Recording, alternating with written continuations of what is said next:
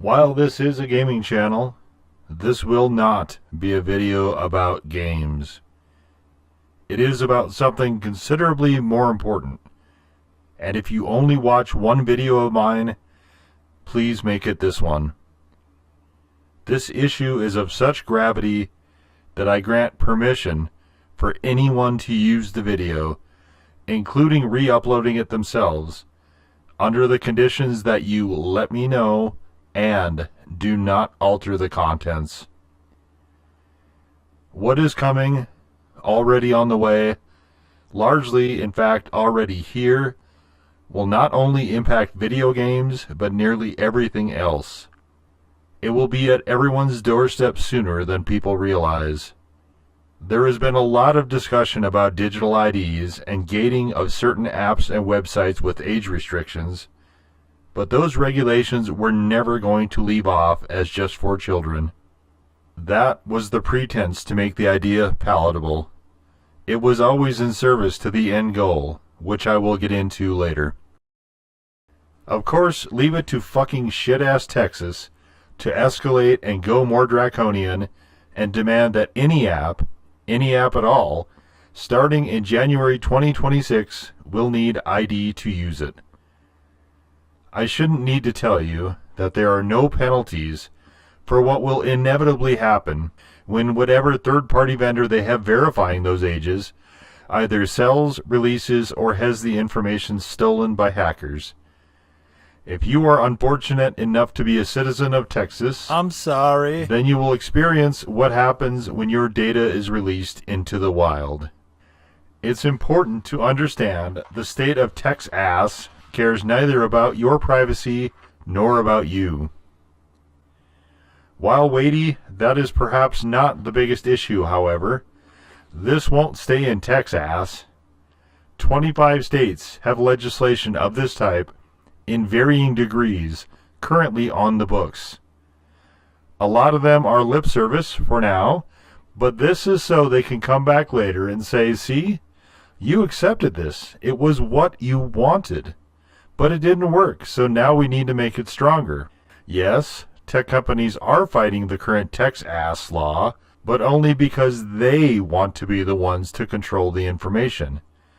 YouTube itself currently has a model for this that is nonsensical. This model cannot confirm that I'm not a teen, for instance. And because YouTube does not value anyone as a free viewer, there is only specific ways to get that changed. Ways that are designed to be beneficial only to YouTube, of course. None of these ways involve an actual human. I am more and more of the belief that YouTube wants as few of those, whether it be as staff or viewers or creators, as possible. What this really amounts to is control. If you buy the wrong model, your refrigerator, a fucking kitchen appliance, is going to serve you ads. If you buy the wrong car, routine maintenance, like brake pads, can only be serviced by specific shops. Also, your car will serve you ads. The various devices will track everything you do and where you go, gathering it for that information to be used at some future point against you, if necessary, if you're not a good little stooge, if you fail to comply the right way. A lot of people in my generation dismiss the idea of constant monitoring because the logistics of humans parsing this deluge of information was not possible. It would need to be targeted, just on the basis of sheer manpower, but that was then, the age of landlines, and this is now. Now, there is something that not only can do exactly that, but will be put into service, monitoring every second of you and millions, perhaps billions, of others. You probably already know it by the name of AI.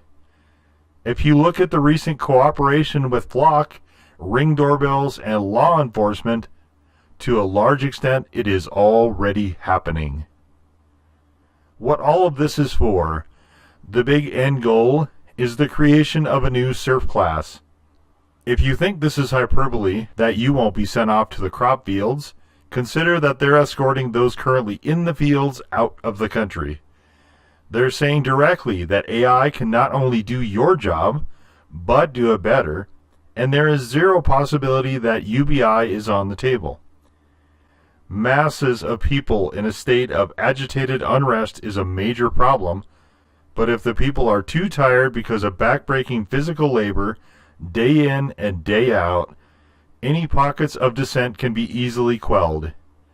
SCOTUS right now is considering a case that would end birthright citizenship, which means that you can be deported. This would be a death sentence for many of us, and the message is clear. Like that of dandelions in a city lawn, stick your head up and it will get lopped off. There is no point in sugarcoating anything. This is a very uphill fight currently. Those doing this have all the money, and with it, power, through purchased governments or sheer leverage. Once governments are bought, laws can be changed, and rights, such as the freedom of speech, no longer matter. Greedy corporations are catering to other greedy corporations and the ultra-rich, to the exclusion of all else, with crucial RAM components being just the latest example. The only power we, the people, have right now is the only real power we've ever had, which is that of numbers, of the masses, and it will take all of us to reverse or restore things.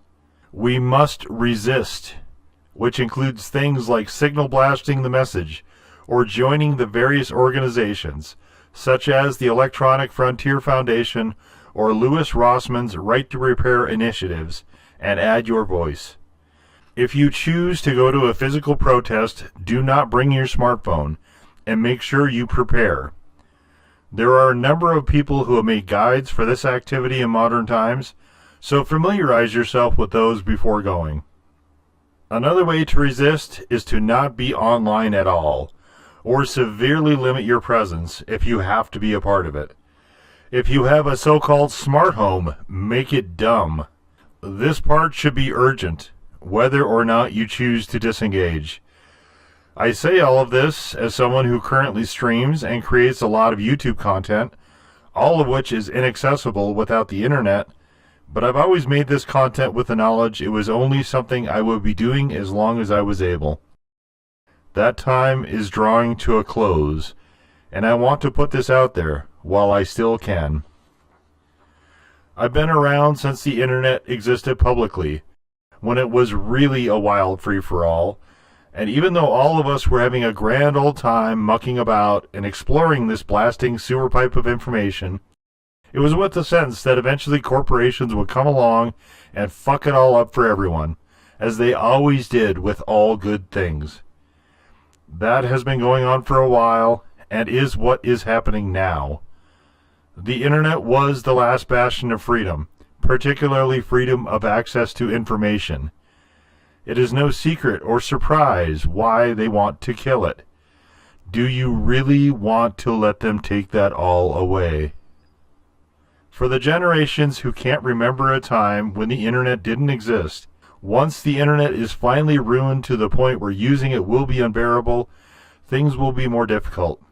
If you can't read at a relatively high level, fixing that should be your immediate priority. Once you do, start reading actual books. I strongly recommend one of them be Carl Sagan's Demon Haunted World. If you are musically inclined, learn an instrument. If you're more inclined towards graphics, painting or drawing or sculpting, those are also great.